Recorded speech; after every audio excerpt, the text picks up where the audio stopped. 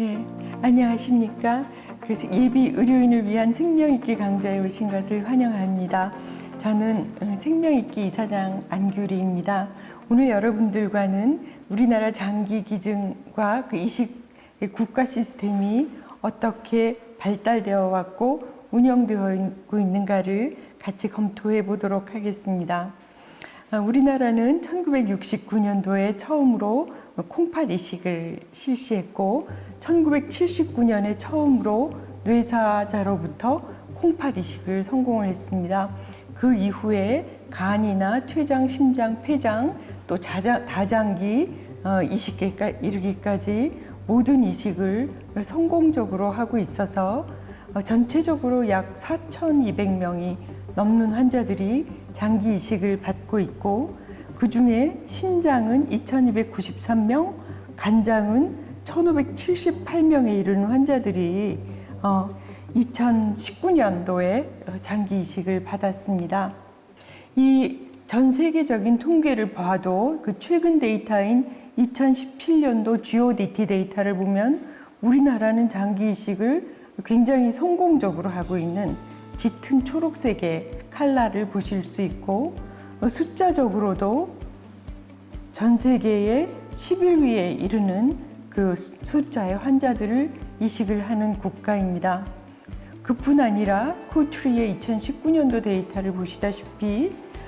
생체 및 뇌사자 장기 모두 생존율이 90%가 넘는, 특히 생체 이식은 97%가 넘는 성공률을 보이고 있고 이런 현상은 당뇨 같은 합병증이 있는 환자에서도 90%가 넘고 있기 때문에 전 세계적으로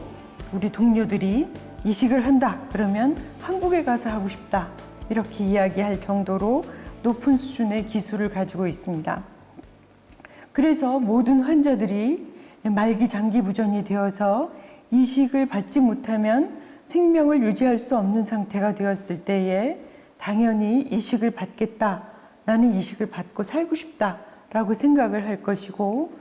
간혹 당장 목숨의 위험은 없지만 투석을 하시는 경우에도 이렇게 모든 가족들의 소모가 심한 투석보다는 이식을 선호하게 되고, 또 투석 환자에는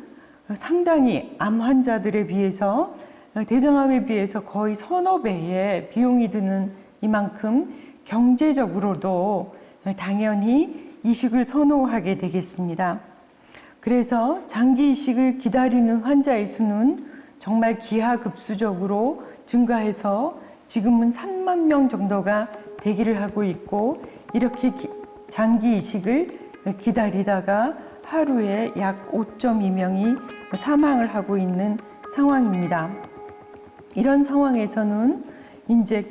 절박한 환자들은 불법적인 방법의 장기 이식의 방법들을 찾게 되는데, 대표적으로 장기 밀매가 있는데, 이와 같은 장기 밀매는 사회적 약자, 아동, 여성 이런 분들의 장기를 결국은 돈을 주고 사거나 아니면 불법으로 탈취를 해서 이식을 하는 것이기 때문에 종종 생명을 담보하는 일이 되겠습니다. 이러한 방법은 점점 진화되어서 이전에는 개인 간의 장기 거래가 있었다면 점점 조직화되고 웹바탕이 되더니 해외 장기 이식으로도 해외로도 원정 이식을 가게 되었습니다. 이와 같은 장기 부족이 궁극적으로 범죄와 연결되는 것을 궁극적으로 막아야 되겠다, 이런 움직임은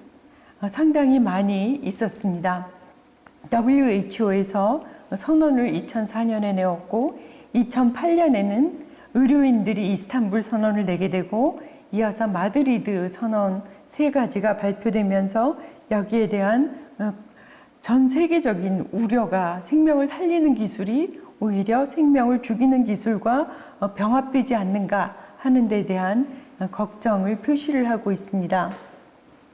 그럼 2004년도 WHO 결의안은 어떤 것이냐 하면, 첫째, 각 국가는 인체, 세포나 조직 기관의 조달, 가공 및 이식에 대한 효과적인 감독을 실시하고 이식을 위한 인체 자원에 대한 책임을 다해야 될 것이고, 두 번째 결의안은 각 국가는 인체 자원의 구둑에 대한 관행을 조율하기 위해서 선정된 글로벌 권고안, 그때 WHO의 권고안의 지침의 수립에 협조하고 따르라는 것이고,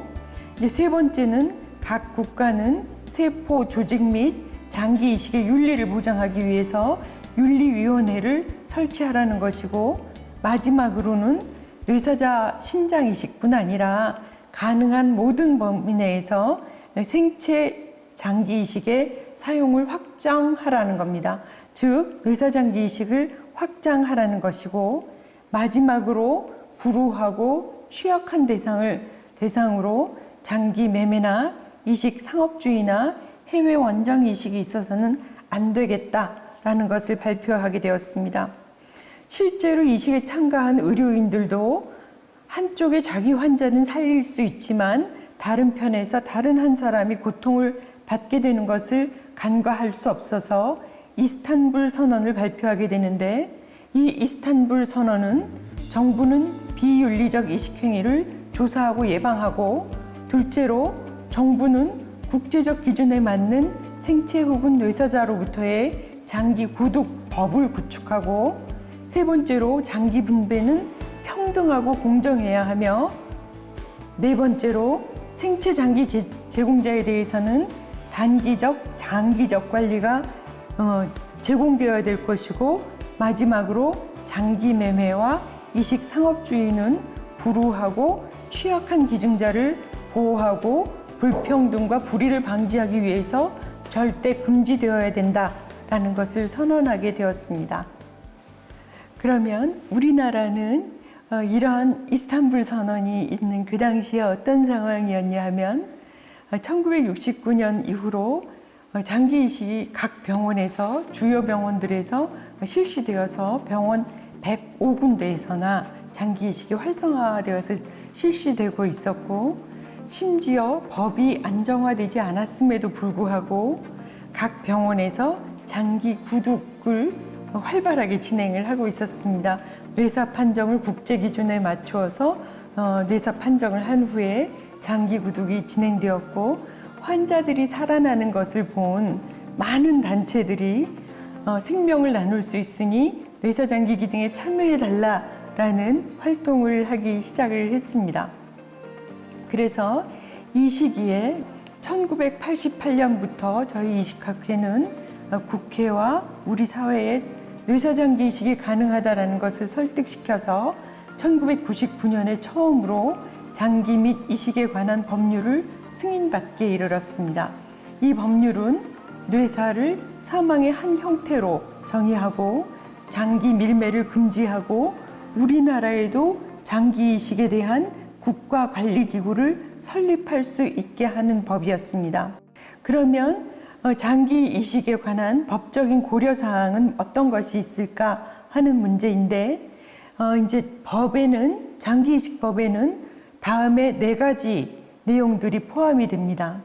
어느 인체 유래 물질을 포함할 것인가 하는 것이고, 두 번째로는 뇌사 장기 기증을 어떻게 해서 동의를 받는가 하는 것이고, 세 번째는 뇌사를 어떻게 정의할 것인가 하는 문제와, 마지막으로 국가관리기구의 구조 및 기능을 어떻게 설정할 것인가 하는 내용입니다. 맨 먼저 인체 유래 물질은 장기 이외에도 조직, 피, 여러 가지 또 줄기세포 이런 것들도 있기 때문에 이 법에 어떤 내용을 포함할 것인가를 처음 결정할 때에는 우리나라는 아직 뇌사 장기 기증에 대해서 낯설었기 때문에 다른 부분을 빼고 장기만을 포함했습니다. 두 번째로 장기 기증을 어떤 방법을 통해서 동의를 받을 것이냐 하는 것은, 특히 이제 장기 기증을 많이 하는 나라는 옵트아웃이라는 제도를 쓰고 있습니다. 옵트아웃이라는 것은 어떤 분이 뇌사로 사망 상태가 이르게 되면 이때는 생전에 나는 장기를 주지 않겠다라는 거부 의사를 밝히지 않았으면 사람을 살리기 위해서 이분이 장기 기증에 동의한 것으로 간주하고 장기 구독을 진행할 수 있는 것인데, 스페인을 비롯한 장기 이식이 활성화된 모든 나라에서는 옵트아웃 제도를 쓰고 있지만 우리나라처럼 가족의 유대가 탄탄한 나라에서는 또 매장 문화가 있는 데서는 그렇게 되었을 때에 사회의 반발이 올 수밖에 없기 때문에 옵트인 제도, 즉 아무리 제가 장기 기증을 사전에 동의를 했다 하더라도 만일 제가 뇌사 상태에 되어서 내가 결정할 수 없는 이 순간이 되면 결국은 가족이 최종적으로 동의를 해야 장기를 기증할 수 있게 되는, 결국은 가족이 최종 결정의 거부권을 갖게 되는 옵트인 제도를 선택하게 되었습니다. 세 번째로 뇌사는 어떻게 정의할 것이냐 하면 뇌의 모든 혈류가 없어지고 모든 반사와 기능이 없어지는, 모든 뇌의 기능이 없어지는 전뇌사를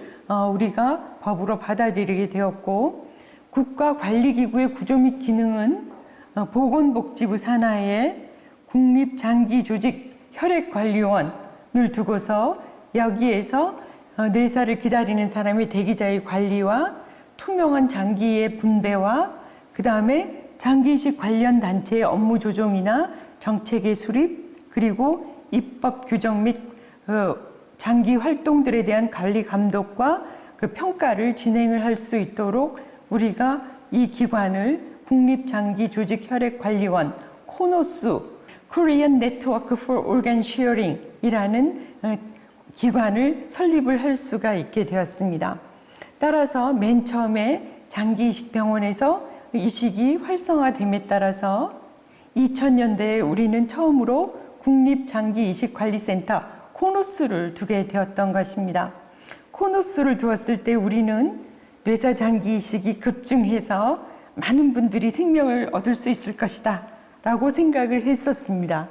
근데 그것은 실제로 착각이었고, 뇌사 장기 기증 관객 관련 숫자를 보면 이렇게 툭 떨어지는, 관리를 너무 철저히 하다 보니까 각 병원에서 뇌사 장기 이식을 일종의 거부하게 되는 이런 현상을 보였고, 이런 상태가 몇 년 지속되니까 환자들은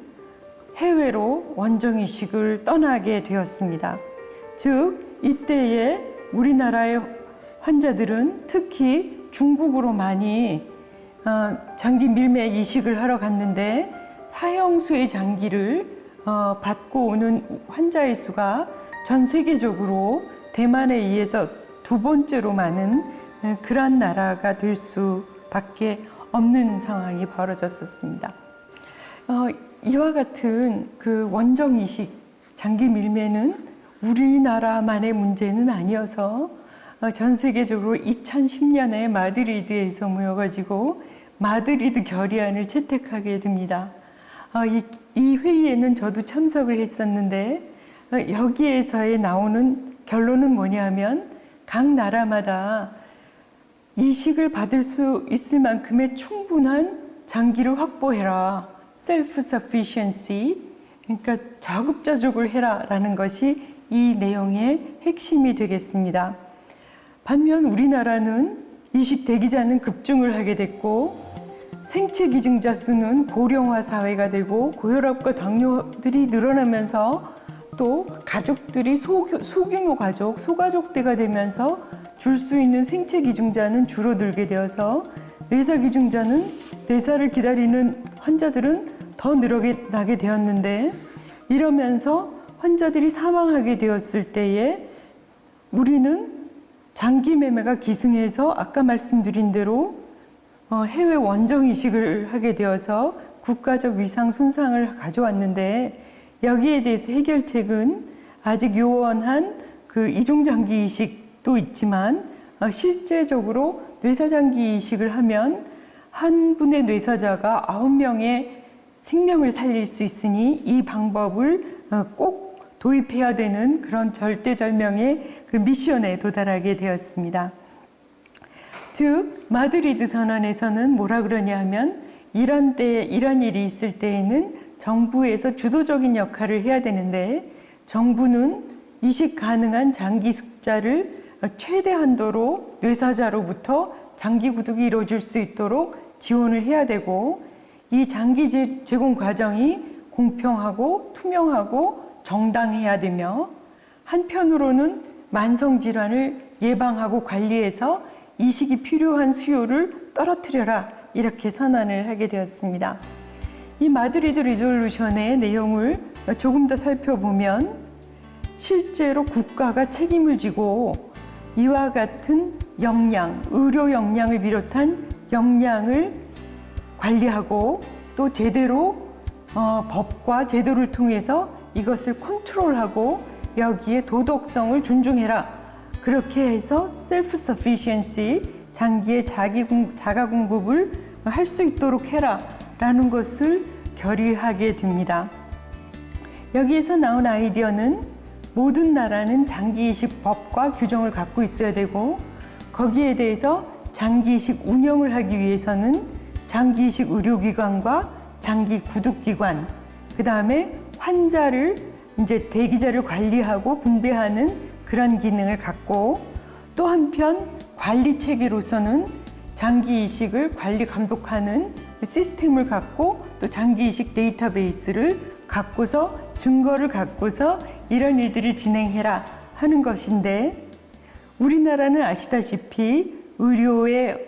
수준은 굉장히 이미 올라가 있었고 코노스를 만들어서 이 부분이 관리가 되고 있었던 겁니다. 즉 장기 이식은 정말 활성화가 되어 있었고 세계적인 수준의 기술을 갖고 있었고, 우리가 2000년도에 장기 이식법이 활성화되면서 결국 코노스를 만들어서 코노스에서 장기 이식 대기자와 관리와 분배가 이루어지고 레귤레이션, 그 관리를 하고 있었던 것입니다. 그러면 우리한테 남아 있었던 문제는 장기 구독을 어떻게 하면 좀 더 잘할 수 있을 것이냐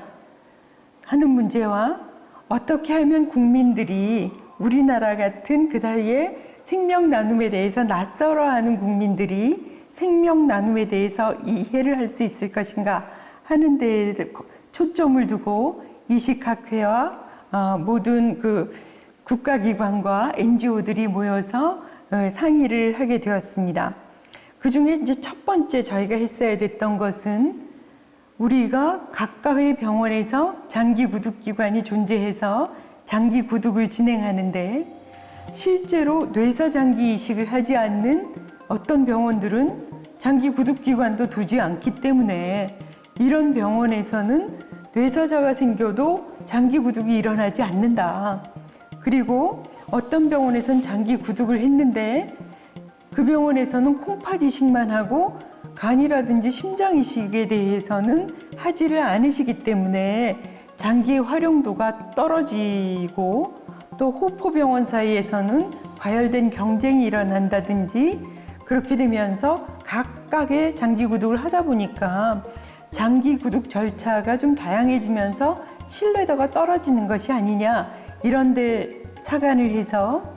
이식을 하지 않는 병원에서도 누군가 부르면 가서 장기 구독이 이루어지고,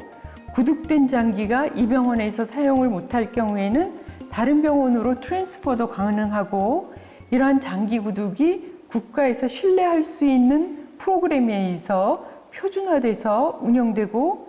그리고 장기뿐 아니라 조직이나 안구의 활용도도 높이고, 이런 데 절차의 일관성과 표준화를 통해서 국민의 신뢰를 잡는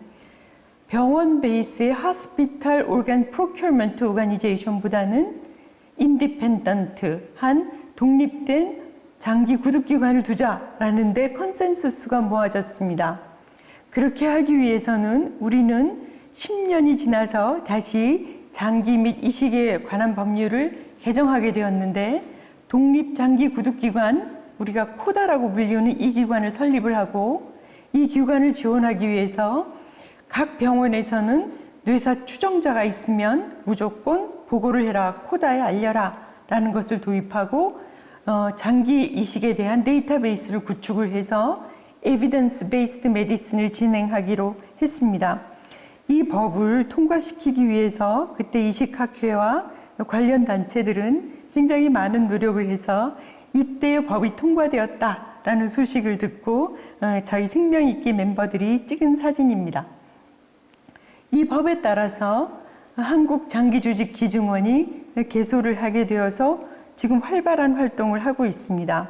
이 한국장기조직기증원은 세계 수준의 장기기증을 지향한다 라고 해서 뇌사 추정자의 확보부터 모든 사후 관리까지의 일을 전문적으로 수행을 하고 있습니다.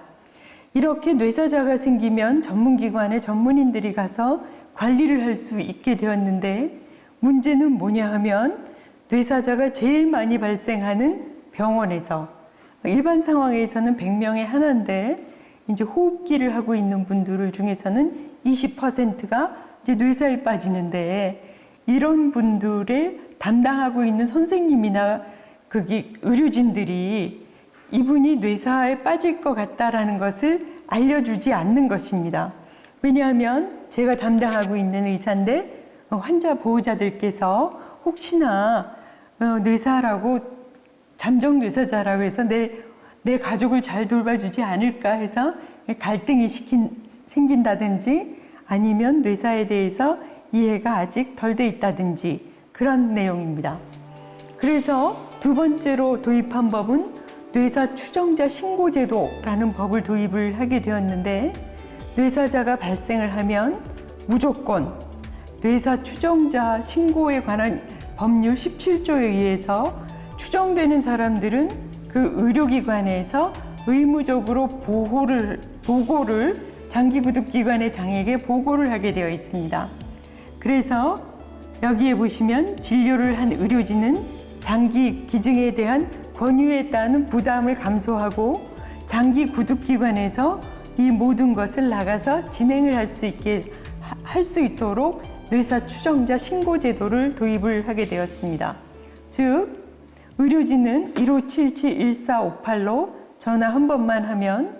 되는 것입니다. 전화를 하면서 가족들에게 아마도 이분이 뇌사에 들어갈 것 같습니다. 아니면 뇌사인 것 같습니다. 이게 법에 의해서 저는 보고를 하니까 곧 여기에 전문가들이 오셔서 이 장기나 뇌사 상태에 대해서, 뇌사 장기 기증에 대해서 안내를 해드릴 것입니다 라고 설명을 하게 되었습니다. 그뿐 아니라 코다에서는 각 병원을 돌아다니면서 어떻게 하면 잠재 뇌사자로부터 장기 구독이 잘 이루어질 수 있는지를 리뷰해서 어떻게 하면 개선될 수 있다라는 아이디어도 드릴 수 있게 되었습니다. 그래서 저희가 코너스만 갖고 있다가 코다라는 기관이 생기면서 장기 구독이 보다 효율적으로 이루어지고 있습니다.